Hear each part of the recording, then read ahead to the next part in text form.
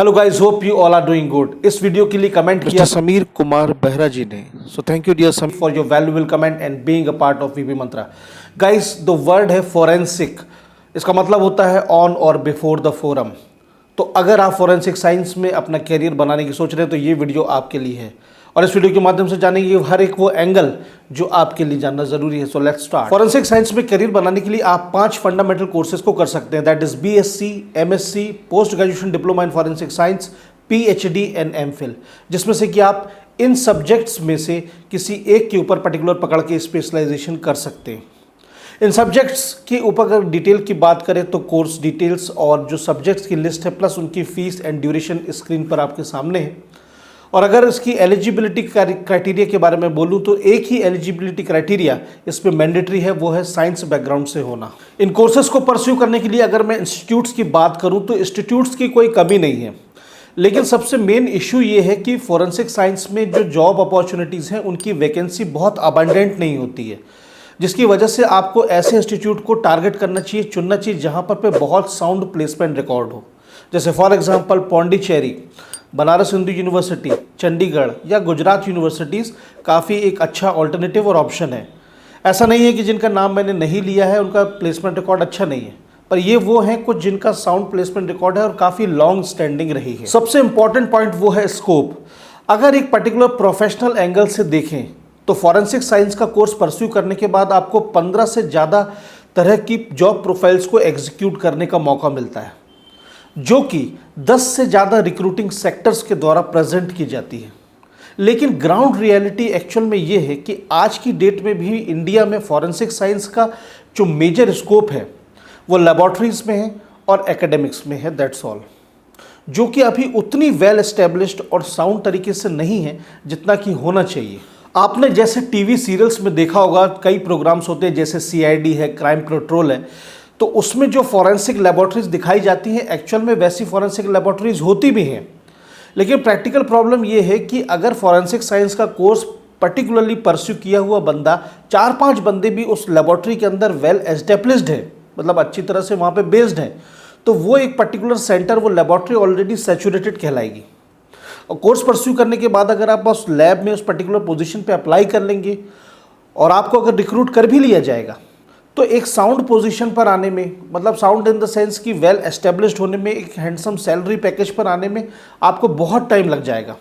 क्योंकि जैसे ही आप उसमें रिक्रूटमेंट पोजीशन पर जाएंगे तो डायरेक्टली आपको कोई लीड रोल तो दिया जाएगा नहीं, आपको रखा जाएगा एज अ ट्रेनी, या फिर ऐसा उसमें कुछ वर्ड्स होते हैं, ट्रेनी ही मैं यूज़ करना चाहूँगा, आपको एज अ ट्रेनी रखा जाएगा। एंड देन उसके बाद आपको एक फील्ड के ऊपर कंसिस्टेंटली भेजा जाएगा जहाँ पे आप अपने वर्क को एग्जीक्यूट करेंगे। Means you will be playing as a supporting staff for a longer duration. And then उसके बाद एक पर्टिकुलर पोजीशन पर आते आते काफ़ी टाइम लग जाता है।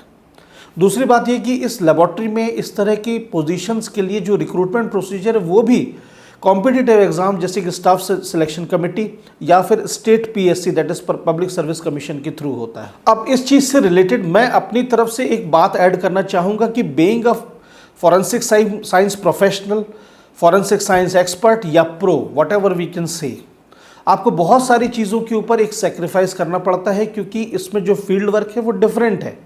Means you have to sacrifice with your personal life. Field पर आपको कभी भी बुलाया जा सकता है, कोई टाइमिंग नहीं होती है, कोई शेड्यूल नहीं होता है। तो मेरे कहने का मतलब यह है कि if you are dreaming that आपकी 10 to 6 white collar office job होगी, so that is practically not possible in this field. Conclusion के रूप में आपके सामने 3 सिचुएशन रहेंगी। पहली कि आपने 12th पास कर लिया है और अब आप फॉरेंसिक साइंस में करियर बनाने के लिए सोच रहे हैं, तो इसमें मैं ये कहना चाहूँगा कि आपको बहुत अच्छी प्रॉपरली लगता है कि आप उसके प्रति बहुत पैशनेट हैं, आपको लगता है कि इस फील्ड में बहुत अच्छी तरह से आप वेल प्ले कर पाएंगे, वाइटैलिटी के साथ आगे बढ़ पाएंगे, तो डेफिनेटली फिर आप इसको कोर लेवल से एंटर करें। मतलब फॉरेंसिक साइंस में पहले ग्रेजुएशन करें, देन पोस्ट ग्रेजुएशन ज़रूर करें और फिर फील्ड में उतरें। पोस्ट ग्रेजुएशन करने के लिए मैं आपको इसलिए बोल रहा हूँ क्योंकि एक पर्टिकुलर टाइम पीरियड में जॉब करने के बाद ये आपको काफ़ी हेल्प करेगा, बूस्ट करेगा in for getting the promotion पाने के लिए। नंबर 2 सिचुएशन ये रहेगी कि आपने किसी दूसरे सब्जेक्ट या दूसरी स्ट्रीम से ग्रेजुएशन किया हुआ है, फॉर एग्जांपल बीएससी या बी फार्मा, और अब फॉरेंसिक साइंस में कैरियर बनाने के लिए आप पोस्ट ग्रेजुएशन करने की सोच रहे हैं।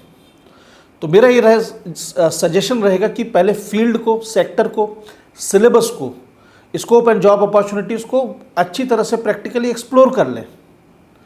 कहने का मतलब कि कोई ऐसा पर्सन जो ऑलरेडी उस फील्ड में है उसके साथ मिले, प्रैक्टिकल एक्सपीरियंस ले लें कि क्या हर्डल्स आएंगे, क्या प्रॉस एंड कॉन्स रहेंगे, और फिर डिसीजन लें वाइजली।